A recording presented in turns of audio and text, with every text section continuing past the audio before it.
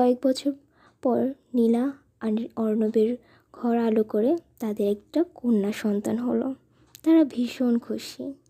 নীলা আর অর্ণব অনেক বেশি খুশি, কারণ তাদের খুব ইচ্ছে ছিল তাদের একটা কন্যা সন্তান হবে। তাদের একটা কন্যা সন্তানই হলো।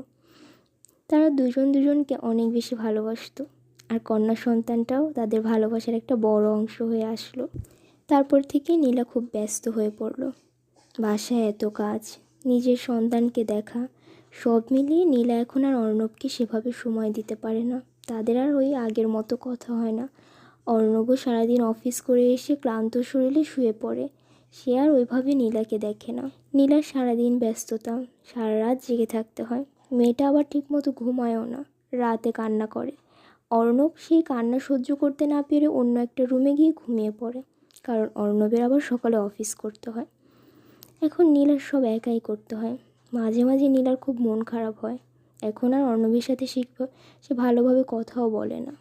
সে সবসময় একটু খিটখিটে মেজাজের হয়ে থাকে। অর্ণবেরও এখন আর নীলার প্রতি তেমন ভালো লাগাটা আর কাজ করে না।